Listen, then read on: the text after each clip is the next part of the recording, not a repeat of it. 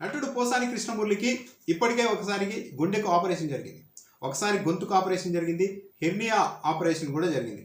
ఆయన తీవ్రమైన భుజం నొప్పి కూడా ఆయనకుంది. ఇన్ని సమస్యలు ఉన్న కృష్ణమురళిని 60 ఏళ్లకు పైబడిన వ్యక్తిని అరెస్టు చేసి ఇప్పుడు రాజంపేట సబ్ జైల్లో ఉంచారు.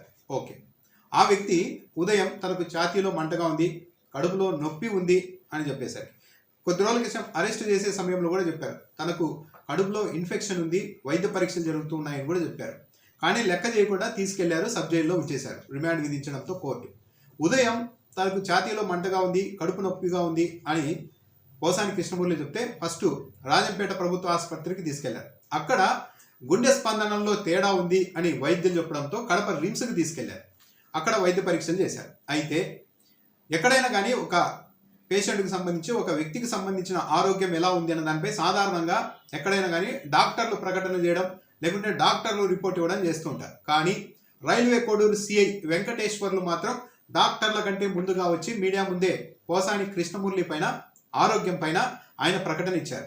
సరే, పోసాని కృష్ణమురళికి అన్ని పరీక్షలు చేశాం, అతనికి ఎలాంటి ఇబ్బంది లేదు అని తేలి ఉంటే ఓకే, పోలీసులకు ఎలాంటి దురుద్దేశాలు లేవు అని అనుకోవచ్చు. కానీ మరి ఏ స్కాన్లో తేలిందో కానీ, అంటే నాటకాలు ఆడుతున్నారా లేదన్నది కూడా స్కాన్లో తేలుతుందా లేకుంటే పోలీసుల పరీక్షల్లో తేలిందో తెలియదు. కానీ రైల్వే కోడూరు సిఐ వెంకటేశ్వర్లు మాత్రం పోసాని కృష్ణమురళిది డ్రామా అని మాట్లాడారు. ప్రెస్ మీట్లో ఒకసారి కాదు 2 సార్లు మాట్లాడారు.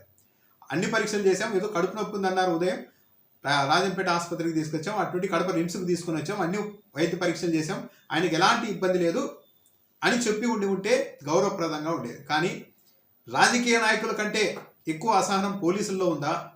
అంటే వాళ్ళు కూడా వ్యక్తిగత ద్వేషాలతో పనిచేస్తున్నారా? పోసాని కృష్ణమురళి డ్రామా ఆడుతున్నారని సిఐ 2 సార్లు చెప్పారు మీడియా ముఖంగా. అదంతా డ్రామా, అందుకే ఆయన్ని తిరిగి మళ్ళీ రాజంపేట సబ్ జైలుకి తరలిస్తున్నామని చెప్పారు.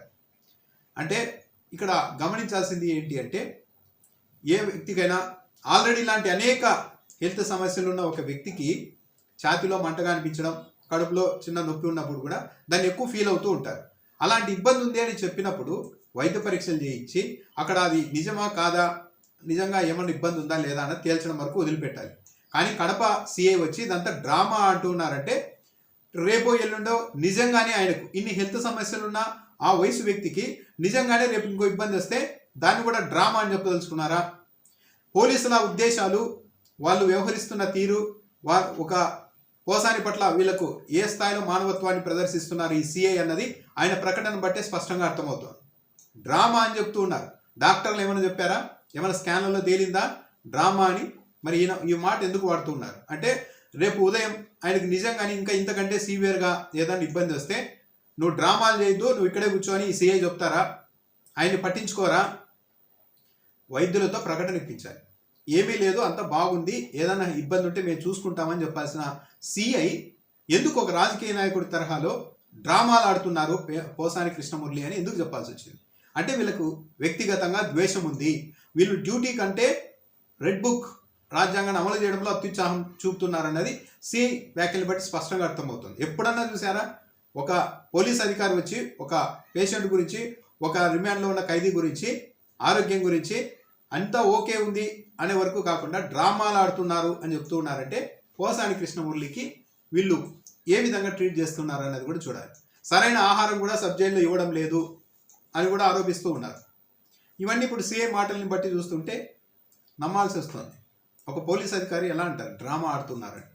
ఏమో మరి నిజంగానే పోసానికి ఏదైనా జరగకూడదని జరిగినా కూడా, నాకు ఇబ్బంది ఉందని చెప్పినా కూడా డ్రామా అని చెప్పి ఆయన అక్కడే ఉంచుతారా? ఆయన ప్రాణాల మీదకి ఏమన్నా తెస్తారా? ఇది పూర్తిగా బాధ్యతారాహిత్యం. సిఐ ఇచ్చిన ప్రకటన అనేది పూర్తిగా బాధ్యతారాహిత్యం. అనేక అనుమానాల్ని, అనేక ఆందోళనల్ని కలిగించే అంశమే ఇది.